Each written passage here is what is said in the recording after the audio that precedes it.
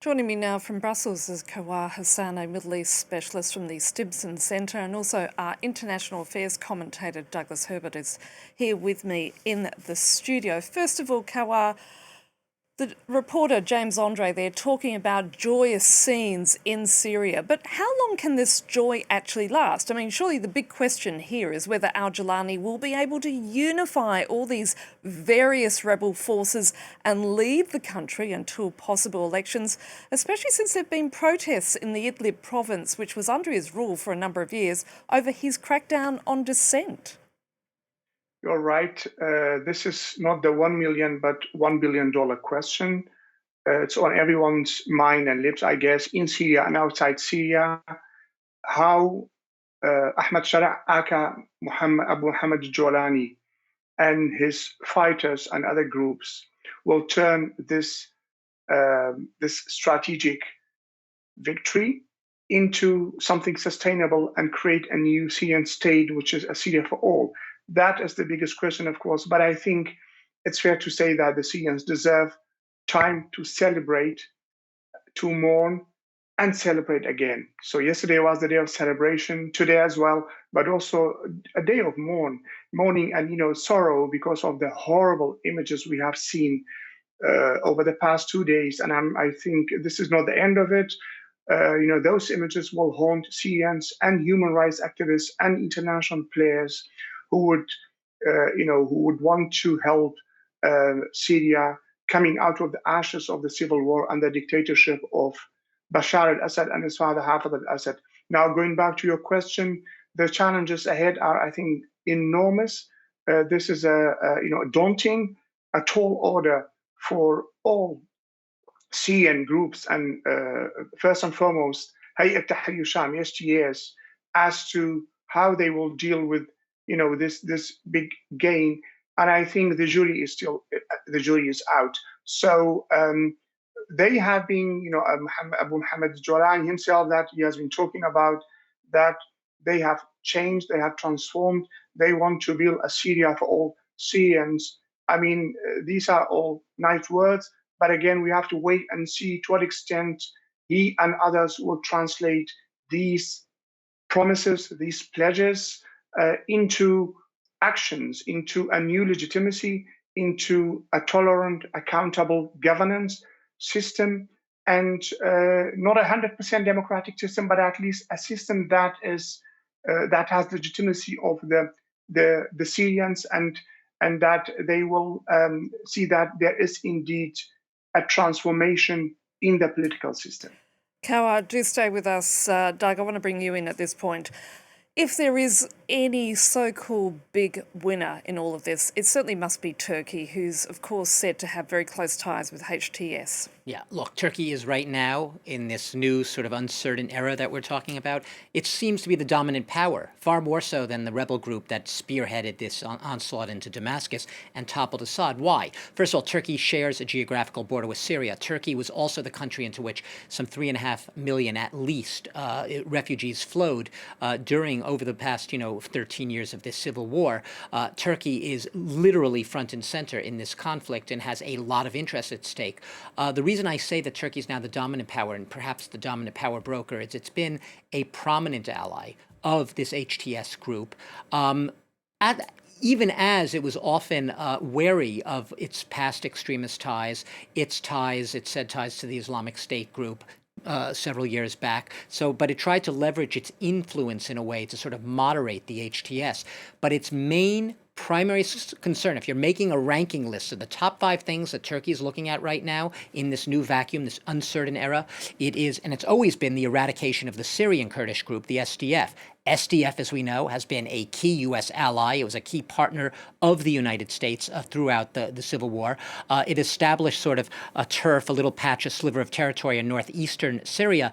What is Turkey's biggest fear now in this new era? The biggest fear is that how somehow the Syrian Kurds, this group, the SDF, and other Kurdish groups, are going to now somehow cut a deal with the new government in Damascus, cut a deal that would somehow give the Kurds autonomy in this northern area of Syria, right on the border of Turkey. Kawa, I want to talk to you also about this question of the Syrian Kurds, HTS reportedly developing very good ties with the YPG. which, as we just explained there, heads the Syrian Democratic Forces, yet Turkey views the YPG as a terrorist organisation. So could this alliance between HTS and the YPG become strained over the weeks ahead? I'm not sure we can call it an alliance. I think there are good understanding between SDF and STS, and they have had contacts obviously over the past weeks, but also for the past years. So I wouldn't call it an alliance, but I think if STS and other groups, they want to build a Syria for all Syrians, including the Kurds, I think it's crucial that there will be serious negotiations about the future of the Kurds in the new Syria, and that the Kurds also will feel that they are part of the new Syria, which is for all, which is democratic, and that is obviously it will be a tough task. Given indeed the concerns of Turkey, but I think we have seen over the past weeks some encouraging, I would say, some cautiously encouraging developments. The fact that in Aleppo there was a good understanding with STS, and there were no retaliation from STS against Kurds in Aleppo. And also SDF leadership has expressed its willingness to engage with the STS. These are all positive signs, and I think also the role of US will be crucial as the key backer of SDF to make sure that the leverage they have to use it in a way that is in the interest of the new Syria, that is democratic, tolerant, where the rights of Kurds are protected, but also not only the Kurds, but also other groups, Druses, Alawites, and Christian and others. So we'll see. Definitely, there will be very tough negotiations in the coming weeks, months, and years about the contours of the new Syrian state and the position of the Kurds in that new Syrian state. Again, I'm going to ask Kawa and Doug Herbert to stay with us, as obviously I've got further questions to ask. But moving on, prisoners released from Syrian jails have had emotional reunions with both family and friends, while rescuers are continuing to search the Sandia prison for hidden underground cells holding detainees in secret. Eliza Herbert has more. Dozens of men flee on foot, confused but spirited. They have just been released from Sandia prison on the outskirts of Damascus, marking a pivotal moment in the end of Bashar al-Assad's regime. Footage circulating widely on social media purported to show rebel groups breaking into the complex on Sunday. Here, we track men moving through corridors as they try to bust open door after door. Each cell is crowded with multiple women, some children, and here what looks like clothing strewn on the floor in lieu of beds. It is a complex undertaking. The White Helmets, a civil defence group in Syria, said they had deployed specialised emergency teams to investigate hidden underground cells, and that their crew consists of trained dog units and medical responders. Outside, families of detainees flocked in hope of finding their loved ones. The number of prisoners is vast, and many of their fates are unknown. Some of them were imprisoned for decades. For them personally, that is, I think it's something they cannot even describe with words. For their families, who have some of the people that were released, they were reported to be dead. Sandia is Syria's most notorious prison, known as the site of alleged tortures, beatings and hangings. Human rights groups estimate that more than 30,000 detainees have been killed in the prison since 2011.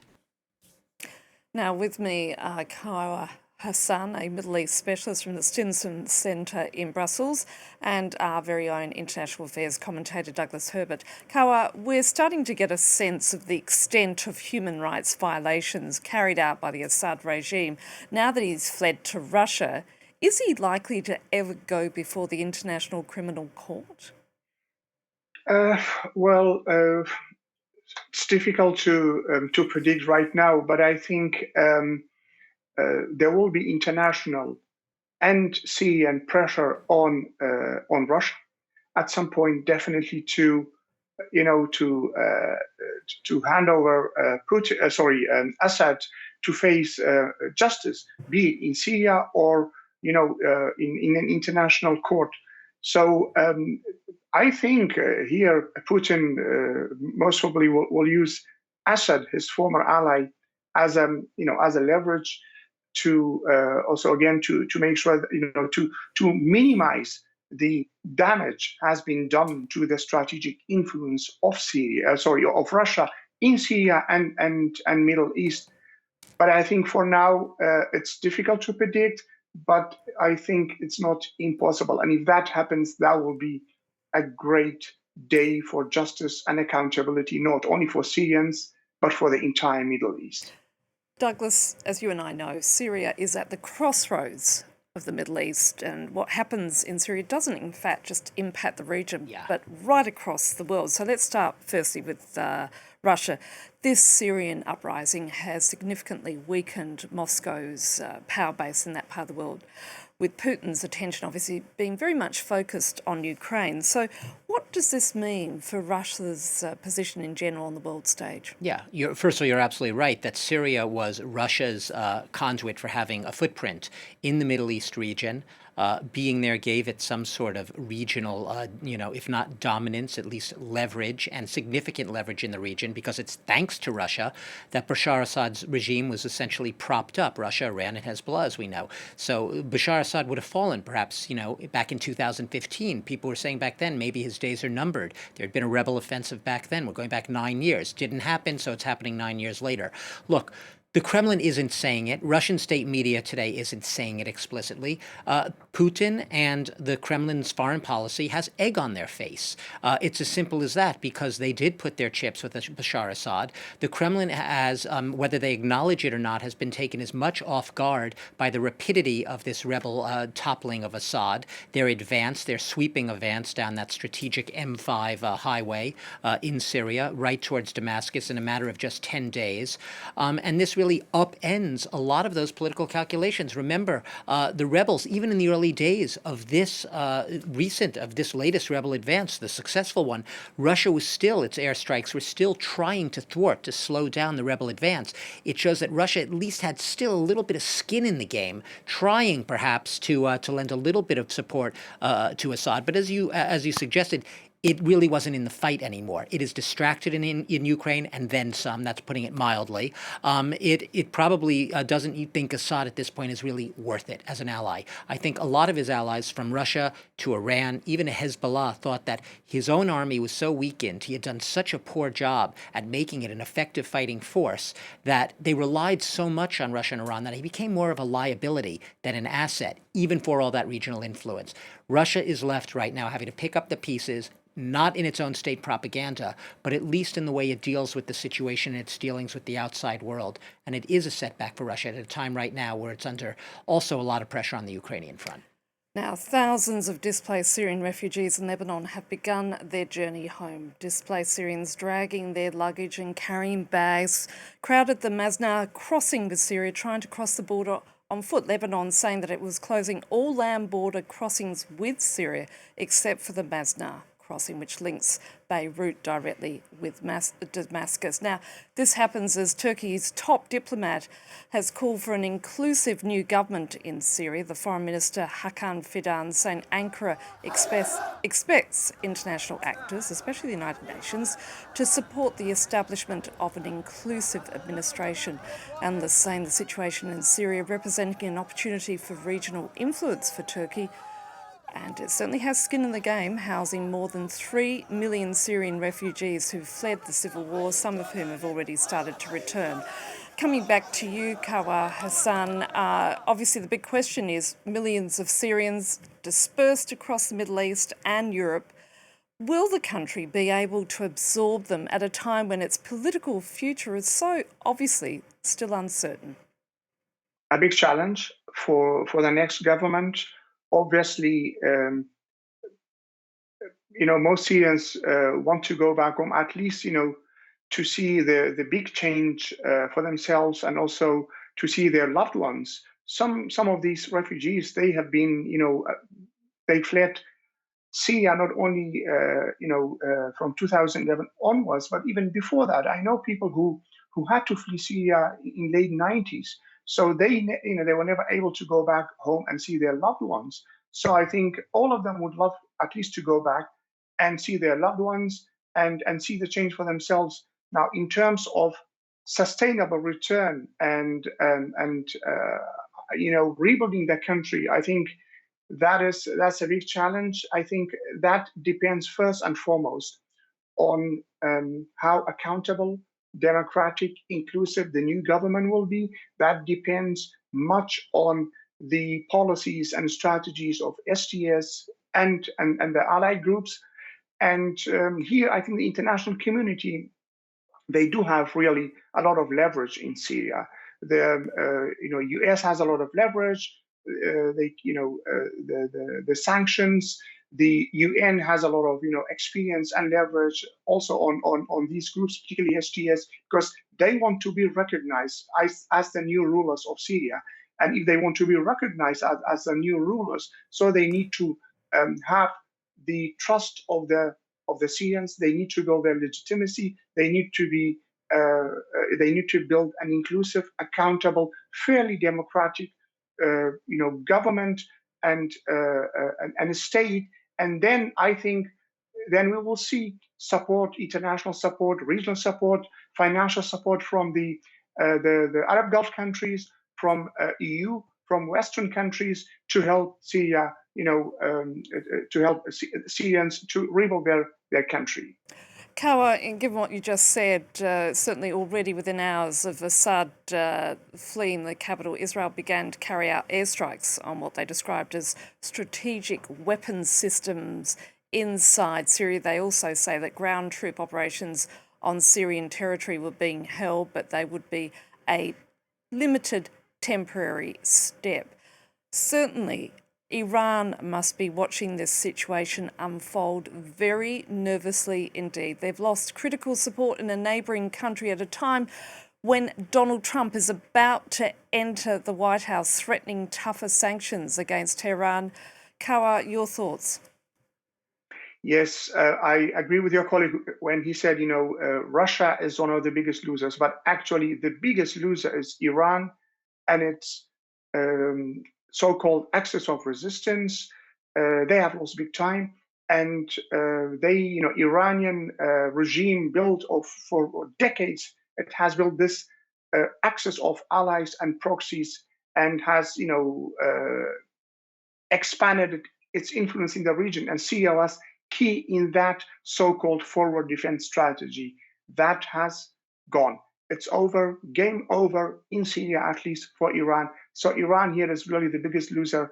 And we are seeing, from attempts by Iranian officials, media, scramble to think about kind of a next strategy.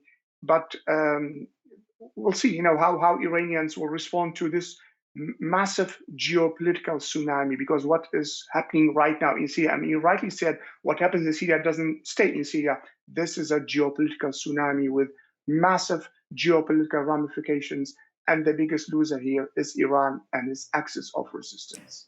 Doug, Donald Trump has already posted on social media that he doesn't want America to get involved, yet the US does indeed have a military presence in the east of the country fighting the remains of ISIS. So is Donald Trump going to move to reduce the American presence in Syria as a result? Look, Donald Trump, he campaigned on a pledge of reducing the American footprint abroad in all sorts of wars and conflicts. He just doesn't want to be involved, entangled in any foreign adventures, as you will, and he wants to make sure that all the problems he's tackling are really mostly on the home front.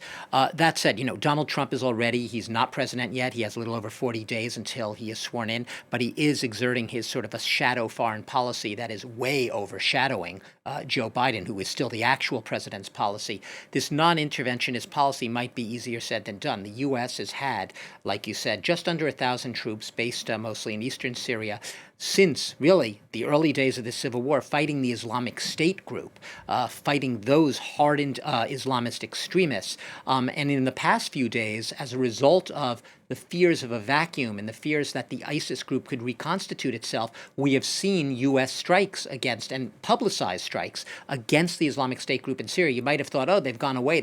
ISIS hasn't existed since they were wiped off the map in Iraq and Syria, 5, 6, 7 years ago. But they're very much still there in little patches. So that's going to remain a clear and present danger, regardless of Donald Trump's stated intentions of not getting entangled or involved in Syria. I'll say this one thing, Annette, for the Americans watching this, for the White House watching it, they boil it down to a very simple equation. Assad, bad.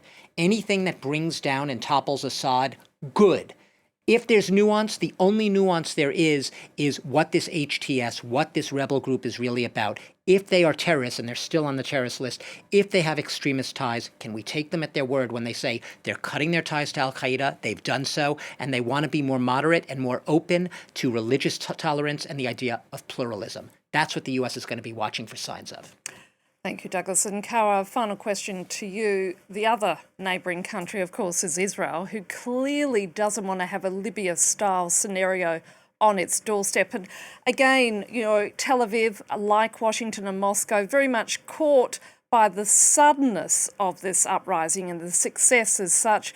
So what do you think is going to happen with the Israelis, especially given that the war continues in Gaza? Right. I think the Israelis were caught by surprise, not by the event itself, but by the speed of the march towards Damascus. Just like maybe also Turkey, but also the rebels themselves, they were surprised by the speed with which really the regime fell. So I think Israel here has obviously the war in Gaza continues, and that is Israel's biggest problem right now. Not a prospect of a ceasefire there in Gaza. When it comes to Syria, obviously they are happy with the fall of Assad.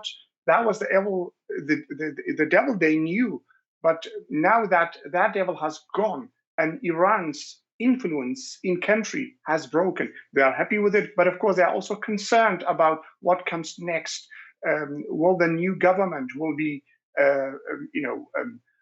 ready to kind of